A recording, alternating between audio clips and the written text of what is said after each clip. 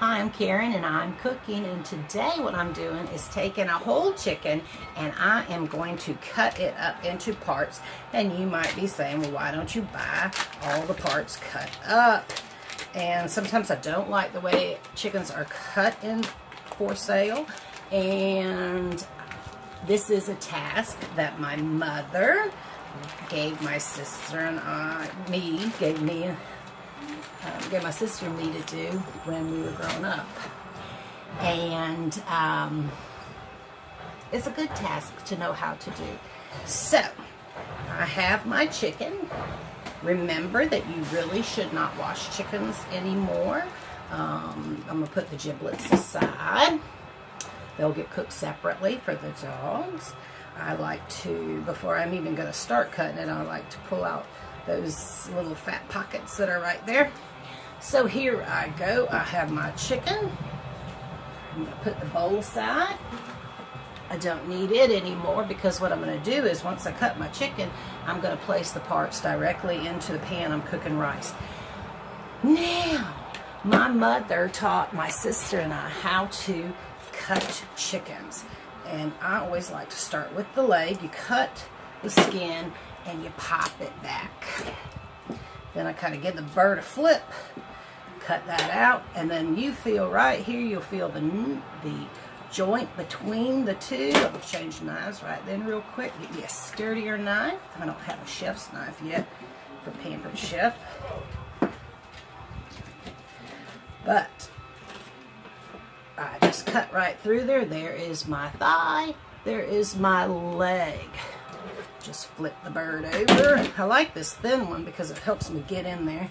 And I just cut away, pop that thigh bone, cut through there. Cut the skin. Sometimes you can use their poultry scissors.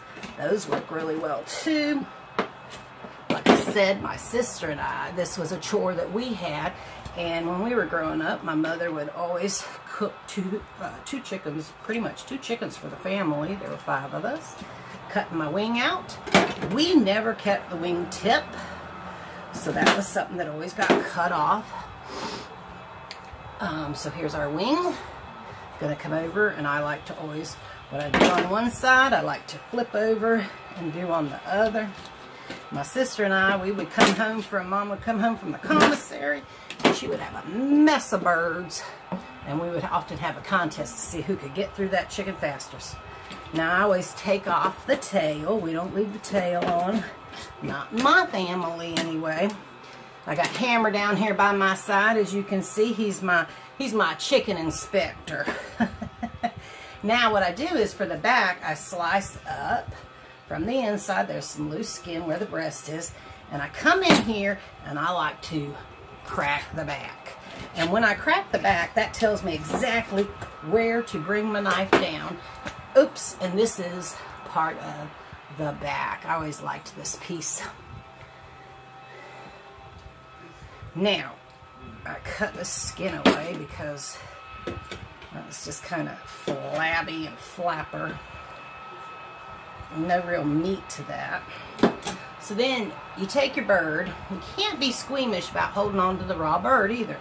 I guess you could have gloves on, but I don't like to. I wasn't trained that way. You can see inside the bird, right here, there is a bone that comes down. I'm trying to do it on this side where I can see. Down and up.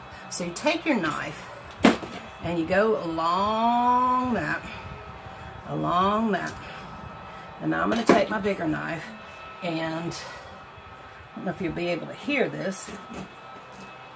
You're cutting through those ribs, the rib cage. And come around. Make sure that knife is sharp. You don't want a dull knife. I always say a dull knife could be more dangerous than a sharp knife. Okay, now I have cut through the rib cage.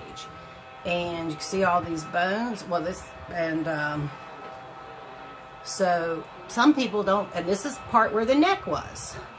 And some people don't like this part. when you had a family of 5, you ate that part too. Now, looky there, you got this huge, I'll tell you, they weren't this big when I was a kid, this huge breast.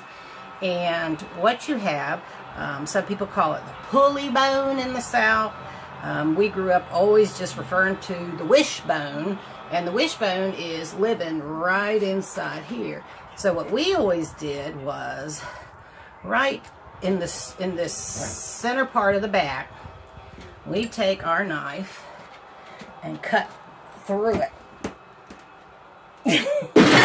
Hammer.